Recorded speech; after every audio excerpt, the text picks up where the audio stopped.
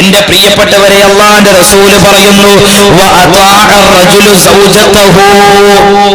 ഭർത്താവ് ഭാര്യക്ക് വഴിപ്പെടുക എന്ന് പറഞ്ഞാൽ ഭാര്യ പറയുന്നത് ഭർത്താവ് കേൾക്കുക. അങ്ങനെ ഉണ്ട്. നിങ്ങൾ ആലോചിച്ച് നോക്കി. സത്യത്തിൽ വേണ്ടത് സ്വാലിഹത്തായ പെണ്ണിന്റെ അടയാളം പറഞ്ഞെടുത്തത് റസൂല് പറഞ്ഞത്.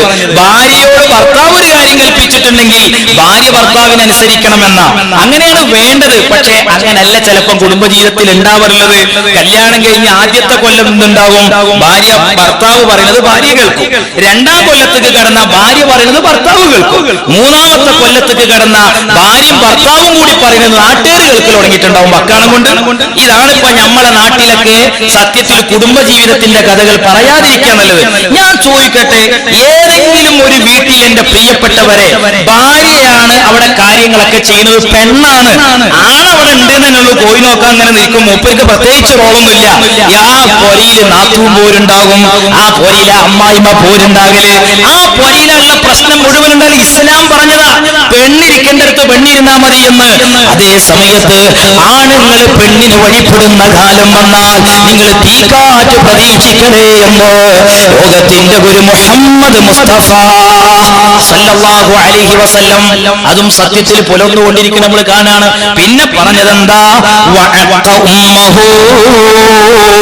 ഉമ്മാനെ വെറുപ്പിക്കണ മക്കൾ വന്നു കഴിഞ്ഞാൽ തൃശ്ശൂർ ജില്ലയിലെ കൊടുങ്ങല്ലൂരിൽ നിന്ന് വിശുദ്ധ റമദാനിൽ ഒരു വാർത്ത നമ്മൾ വായിക്കേണ്ടി വന്നില്ലേ? പ്രിയപ്പെട്ടവരെ, എന്താ ചോറ് വേവ് കുറവാണെന്ന് പറഞ്ഞിട്ട് സ്വന്തം ഉമ്മയുടെ മോനാ 30 വയസ്സുള്ള ചെറുപ്പക്കാരൻ ഉമ്മയുടെ നെഞ്ചത്ത് ചവിട്ടിയിട്ടാണ് ആ പെറ്റ തള്ളയെ അവൻ കൊന്നുകളഞ്ഞത്. നോക്കണേ നിങ്ങൾ, ഈ ചെറുപ്പക്കാരനെ കാത്തിരിക്കുന്നത് ഞാൻ നേരത്തെ പറഞ്ഞ ജഹന്നമാണ്. ഉമ്മാന്റെ കാൽച്ചോട്ടിലാണ് മക്കളെ സ്വർഗമുള്ളത്. എന്റെ സദസ്സിലുള്ള യുവാക്കളോട് ഞാൻ പറയുന്നു, എന്റെ പ്രിയപ്പെട്ടവരെ, ജീവിതത്തിൽ എപ്പോഴെങ്കിലും ഉമ്മായുടെ കണ്ണുനീരിൽ നിന്ന് നമ്മുടെ പ്രവർത്തനങ്ങൾ കാരണമായ ഒരു തുള്ളി കണ്ണുനീര് വന്നിട്ടുണ്ടെങ്കിൽ ഇന്ന് ചെന്ന് ആദ്യം ചെയ്യേണ്ട പണി എന്താണെന്നറിയോ? ഉമ്മാന്റെ കാലിലേക്ക് അങ്ങ് വീണിട്ട്, പ്രിയപ്പെട്ട മക്കളെ, ഉമ്മായോട് പൊരുത്തം ചോദിച്ചോ. ഇവിടെ ഏത് തെറ്റൊരാൾ ചെയ്താലും, കുരിയാവിൽ ഒരാൾ കള്ളുകുടിച്ച് ജീവിച്ചാലും, കുരിയാവിൽ ഒരാൾ വ്യഭിചാരം ചെയ്ത് ജീവിച്ചാലും, ഒരാൾ ചീട്ട് കളിച്ചാലും, കൊലപാതകം നടത്തിയാലും, ഏതേത് തെമ്മാടിത്തരങ്ങൾ ചെയ്താലും അവർക്കൊക്കെയുള്ള ശിക്ഷണാണ് പരലോകത്താണ് പടച്ചതപ്പ് മാറ്റിവെച്ചിരിക്കുന്നതെങ്കിൽ, പ്രിയപ്പെട്ടവരെ, ഒരു തെറ്റിന് മാത്രമാ ദുനിയാവിൽ അല്ലാഹു ശിക്ഷ ഒരുക്കി വെച്ചിരിക്കുന്നത്. ആ ശിക്ഷ മാതാപിതാക്കളെ വെറുപ്പിക്കുക എന്നുള്ള തെറ്റാ. തൃശ്ശൂർ ജില്ലയിൽ നടന്നത് അത് ഒരു സംഭവമല്ല. നോമ്പ് നോറ്റൊരു ഉമ്മ, ആ ഉമ്മനെ ചോറ് വെന്തത് പോരാന്ന് പറഞ്ഞിട്ട് 10-30 വയസ്സുള്ള ചെക്കൻ, അതും മദ്യത്തിൽ, നിങ്ങൾ ആലോചിക്കണം, അതും മദ്യത്തിന്റെ ലഹരിയിൽ ഉമ്മയെ ചവിട്ടിക്കൊന്നു. ആ ചവിട്ട് കൊള്ളുന്ന സമയത്ത് മോനെ ചവിട്ടല്ലടാന്ന് പറഞ്ഞ ഉമ്മ നിലവിളിച്ചത് ഈ പഹയൻ കേട്ടില്ല. നോക്കണം നിങ്ങൾ, തീക്കാറ്റ് വരുമോ ഇല്ലേ? അല്ലാഹുവിന്റെ റസൂൽ എണ്ണിപ്പറഞ്ഞ അടയാളങ്ങൾ മുഴുവൻ നമ്മുടെ നാട്ടിൽ പുലർന്നുകൊണ്ടിരിക്കുക. എത്ര പാവപ്പെട്ട ഉമ്മമാരാ മക്കൾ കാരണമായിട്ട് ജീവൻ നഷ്ടപ്പെട്ടു പോയത്. അല്ലാഹു നമ്മുടെ മക്കളെ സ്വാലിഹീങ്ങളാകട്ടെ. പ്രിയപ്പെട്ട രക്ഷിതാക്കളെ, ജാഗ്രത. മക്കളെ നേരെ കണ്ണു മാത്രമല്ല അകക്കണ്ണുകൂടെ തുറന്നു പിടിച്ചുകൊണ്ട് മക്കളെ നമ്മൾ നല്ല രീതിയിൽ വളർത്തണം. അവർക്ക് ധർമ്മബോധം നൽകണം. അവരെ നല്ലവരോട് ചങ്ങാത്തം കൂട്ടണം. ചാരിയാൽ ചാരിയത് മണക്കും. അവരെ നല്ല കമ്പനിയിലേക്ക് ചേർത്തിക്കൊടുത്തില്ല എങ്കിൽ നാളെ വിരല് കടിക്കേണ്ടി വരും. അല്ലാഹു നമ്മുടെ മക്കളെ സ്വാലിഹീങ്ങളാക്കി തരട്ടെ. അല്ലാഹുവിന്റെ റസൂൽ തുടർന്നു പറഞ്ഞു, ഉമ്മാനെ വെറുപ്പിക്കുക, ചങ്ങാതിക്ക് ഗുണം ചെയ്യുക. ഇപ്പോൾ അങ്ങനെയാണ്, ചങ്ങാതിയാണ്. ഉമ്മ പറഞ്ഞു, മോനെ എന്റെ മരുന്ന് തീർന്നടാ, നാളെയാ ഹോസ്പിറ്റലിൽ പോകേണ്ടത്. അല്ലെങ്കിൽ ബാപ്പ പറഞ്ഞു, ശ്വാസം മുട്ടിന്റെ അസുഖമുള്ള ബാപ്പ പറഞ്ഞു, മോനെ എന്റെ മരുന്ന് തീർന്നു, നാളെ ഞാൻ ഡോക്ടറെ ബുക്ക് ചെയ്തിട്ടുണ്ട്, ഒന്ന് പോകേണ്ടിയിരുന്നു. അപ്പോഴപ്പം പറയണത്, നാളെ നടക്കൂല, നാളെ എന്റെ ഫ്രണ്ട്സിന്റെ കല്യാണം, ഞാൻ അതിന് പോകാൻ തീരുമാനിച്ചിരിക്കുന്നത്.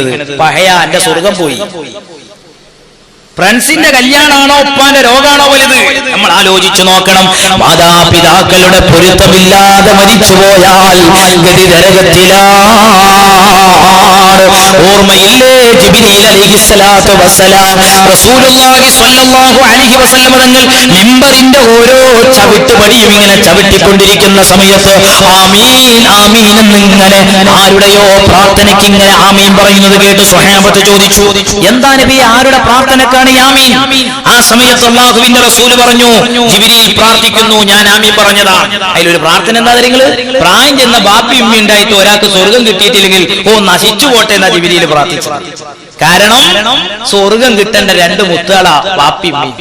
നമ്മൾ ആലോചിക്കണം, നിസ്സാരപരമായ കാര്യങ്ങളുടെ പേരിൽ ബാപ്പയോട് പിണങ്ങി നിൽക്കുന്ന മക്കളില്ലേ, സ്വർഗമില്ല സ്വർഗമില്ല. നമ്മൾ ഏത് രാവിലെ ഉറക്കൊഴിച്ചിട്ടും കാര്യമില്ല. എത്ര രാവ് നേരം കൊടുക്കോളം ഉറക്കൊഴിച്ചിരുന്നിട്ട് പിന്നെ എത്ര ദിക്റല്ലിയിട്ടും കാര്യമില്ല. ഉപ്പന്റെയും ഉമ്മന്റെയും പൊരുത്തല്ലേ, സ്വർഗമല്ല. ഈ സ്വർഗം കിട്ടണമെങ്കിൽ നിസ്കരിച്ചുകൊണ്ട് മാത്രമൊന്നും കിട്ടൂല.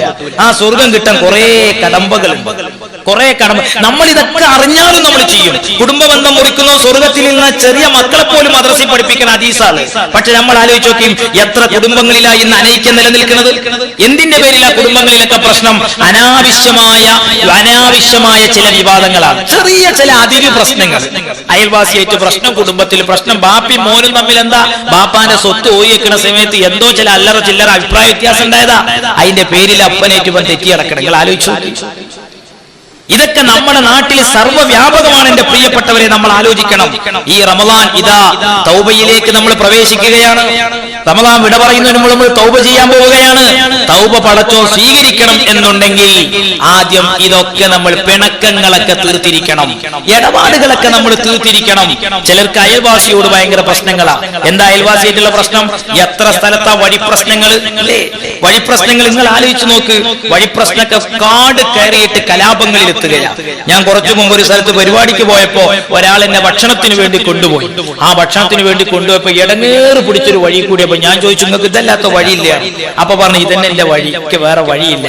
അപ്പൊ തൊട്ടടുത്തുണ്ട് വലിയൊരു പറഞ്ഞു. ഞാൻ ചോദിച്ചു, ഇന്ന് കുറച്ചിട്ട് വാങ്ങിയാ പോരെ? അത് അയാൾ തരൂല. നോക്കി നിങ്ങള്, എത്ര മുതലാളിമാർ അങ്ങനെയുള്ളവര്.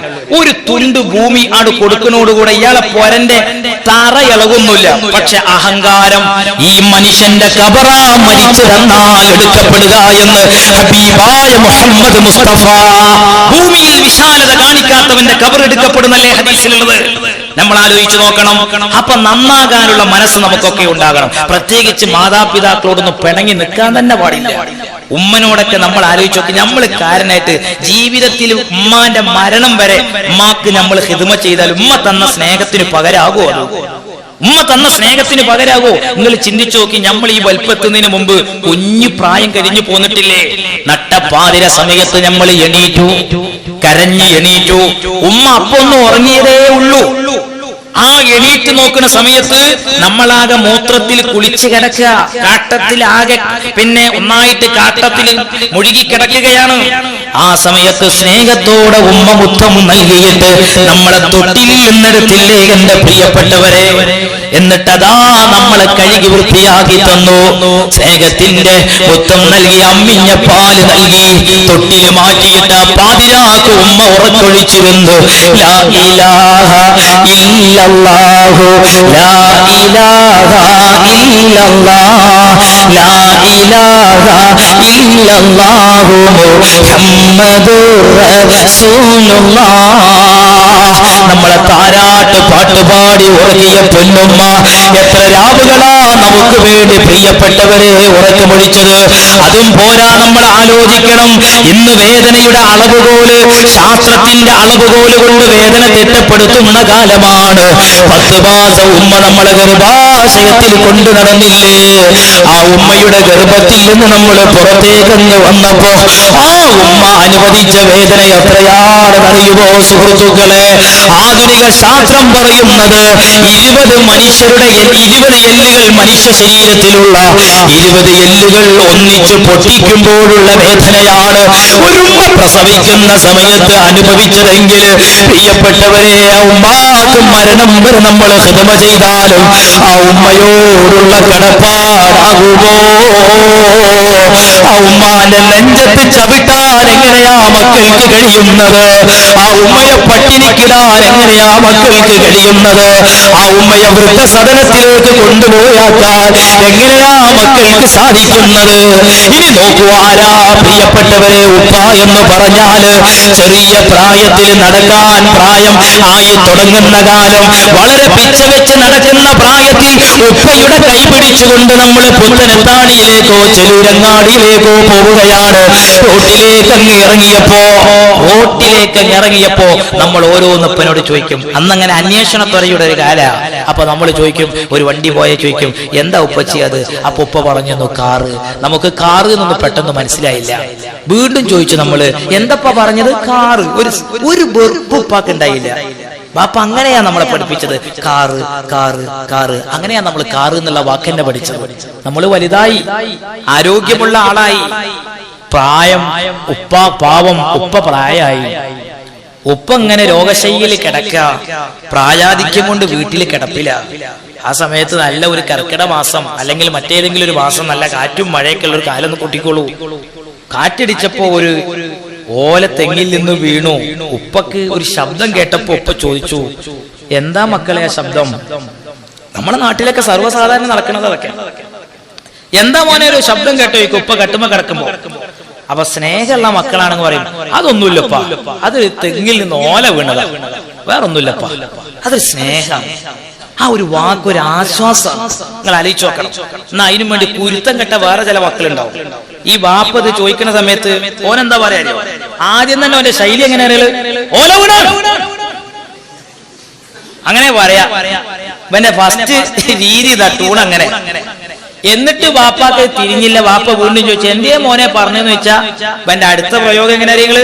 ഓല വീണാന്ന് പറഞ്ഞില്ല, നിങ്ങൾക്ക് ഇവിടെ കിടന്നാ പോരെ, വീണ് തുടങ്ങിയൊക്കെ നിങ്ങൾ നോക്കണമെന്നാണ്. ഈ ഹംക്കിന് 100 വട്ടം പഠിപ്പിച്ചു കൊടുത്ത കാറ് ഓലാന്ന്.